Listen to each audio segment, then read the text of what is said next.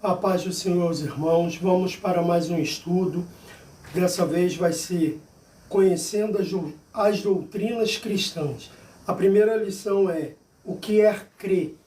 O texto bíblico base está em Hebreus 11, do 1 ao 10. Ora, a fé é o firme fundamento das coisas que se esperam e a prova das coisas que não se veem. Porque por ela os antigos alcançaram testemunho. Pela fé entendemos que o mundo, pela palavra de Deus, foram criadas de maneira que aquilo que se vê não foi feito do que é aparente.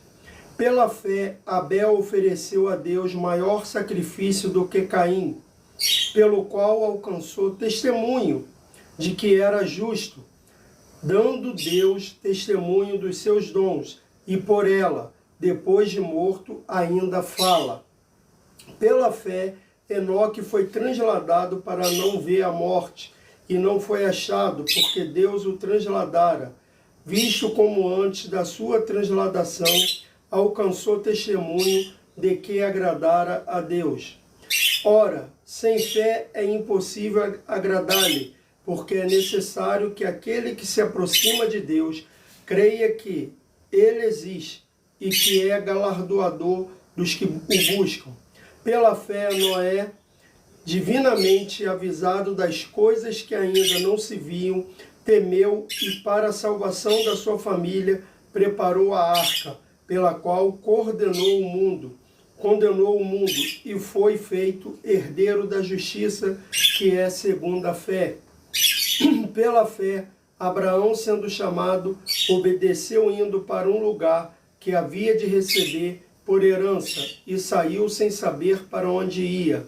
Pela fé, habitou na terra da promessa, como em terra alheia, morando em cabanas com Isaque e Jacó, herdeiro com ele da mesma promessa, porque esperava a cidade que tem fundamentos, da qual o artifício e construtor é Deus. A meditação dessa palavra é: porque não me envergonho do Evangelho de Cristo, pois é o poder de Deus para a salvação de todo aquele que crê, primeiro do judeu e também do grego, porque nele se descobre a justiça de Deus de fé em fé, como está escrito, mas o justo viverá pela fé.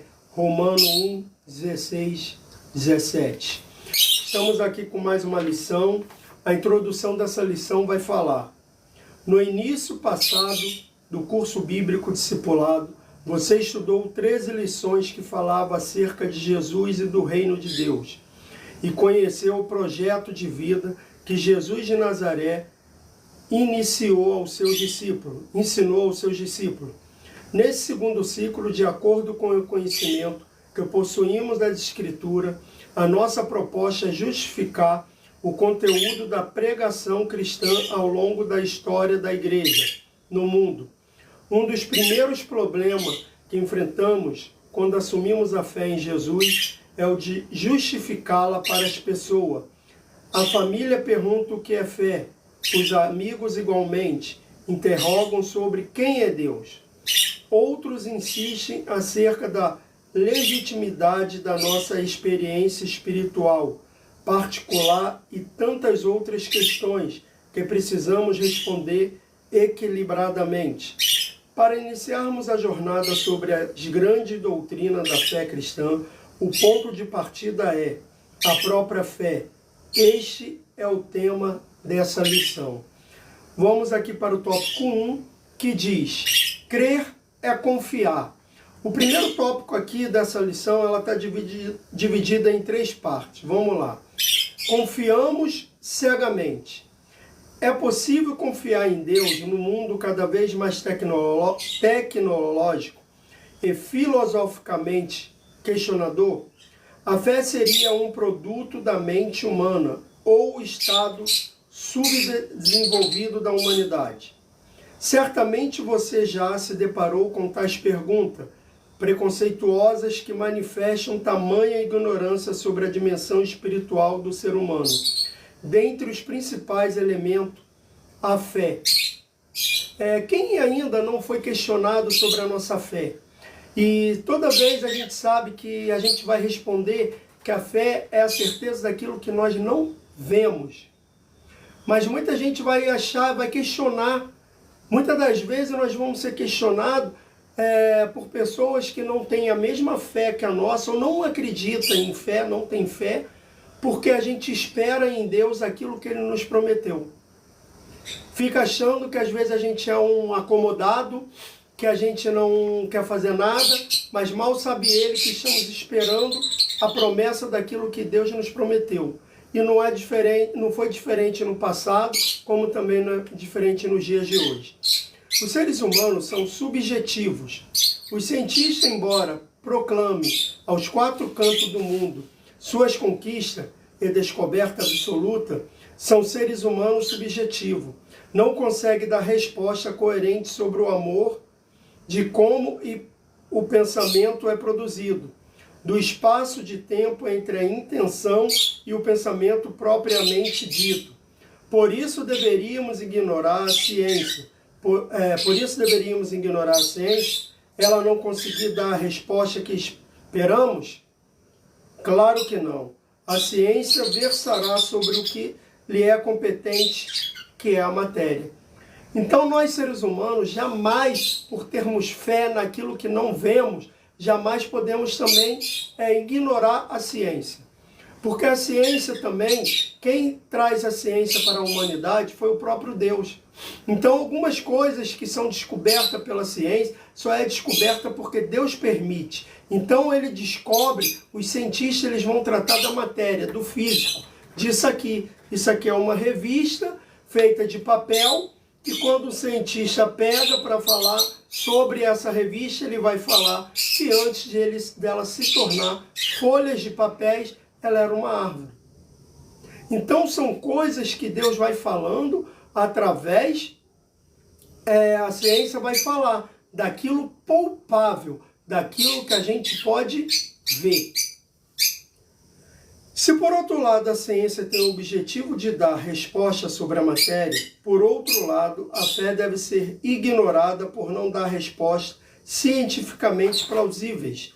De modo algum, a fé não tem como objetivo responder cientificamente ao mundo material, mas ambas razão e fé, desde que o mundo é mundo, são inerentes à natureza humana.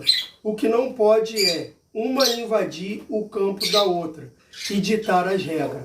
Então o que não pode acontecer é a fé querer ditar as regras no meio da ciência e nem a ciência querer ditar a regra no meio da fé.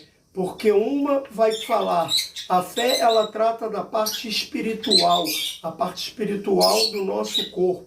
E já a ciência, como eu já falei, ela trata daquilo que é material, daquilo que podemos pegar e ver, daquilo que nós vemos. Então, cada uma vai agir no seu meio, cada uma vai agir na sua forma. 1.2. Em quem confiamos? Quando submetemos-nos ao Evangelho por livre e espontânea vontade e arrependimentos, cremos que somos pecadores que precisam de um Salvador. Entregamos-nos a Jesus Cristo como uma pequena criança solta no colo da mãe, esperando cair intacta no chão, intacta no colo do Pai. Um texto bíblico que ressalta a característica acolhedora de Jesus Cristo encontra-se em Mateus 9,13. Ide, porém, e aprendei o que significa misericórdia. Quero e não sacrifício, porque eu não vim para chamar os justos, mas os pecadores ao arrependimento. Igualmente, em outra oportunidade, Jesus ratificou que os sãos não necessitam de médico, mas sim os que não estão doentes. Pois disse ele, eu não vim chamar os justos, mas sim os pecadores. Quando afirmamos confiar em alguém, confiamos em que uma pessoa que pode resolver as nossas demandas, as nossas angústias e compreender as nossas fragilidades Jesus de Nazaré é esse alguém. Por isso atendemos ao seu chamado, compreendemos o seu projeto de misericórdia e lançamos-nos confiantemente em seus braços acolhedor. O que acontece aqui, a gente está vendo que Jesus é o nosso porto seguro. É aquele que nós podemos confiar.